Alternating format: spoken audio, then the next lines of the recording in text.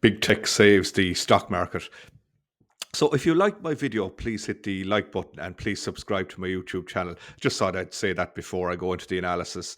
I'm just a small channel and I'd greatly appreciate the help. So without further ado, I'll go into everything I have here for you. Poster week, one that saw markets swing from fear to relief and back to caution because of President Trump's trade war. And it's still very much an ongoing thing at the moment because there's so much uncertainty, a lot of fear in the markets. But like my stocks have been up slightly now this week. I only invest a small amount, about €400 between my DeGiro and my eToro account. But they were down quite significantly now the last while, but they are climbing now again. Some weren't, but some were. So it's just been a mixed bag overall. So the S&P 500 rose 0.7 to add some more to a big 3-day rally, and it's back within 10.1 of its record set earlier this year. So Nvidia also helped, and Nvidia and Alphabet helped. Alphabet had their earnings during the week, and the Alphabet climbed 1.7 in its first trading after Google's parent company reported late Thursday that its profits soared 50% in the beginning of 2025 from a year earlier. Like 50%, that's a massive increase and very good for the company, more than analysts expected, way more than analysts expected.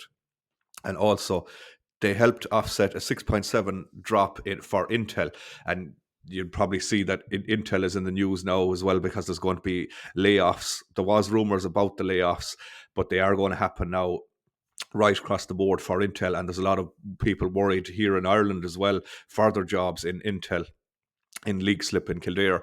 So they helped offset the 6.7 drop for Intel, which fell even though its results for the beginning of the year also topped expectations. The chip company said it's seeing elevated uncertainty across the industry and gave a forecast for upcoming revenue and profit that fell short of analysts' expectations.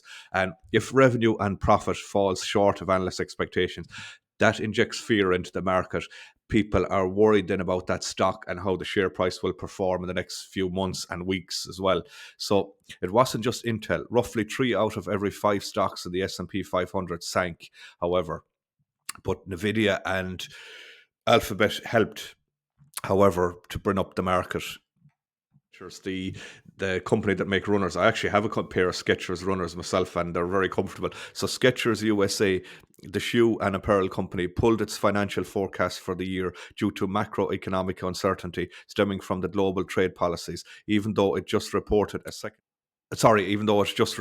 record quarter of revenue at 2.41 billion. Its stock fell 5.3, and that's also because of all the trade war uncertainty at the moment. So companies across industries have increasingly been saying uncertainty created by Trump's tariffs is making it difficult to give financial forecasts for the upcoming year.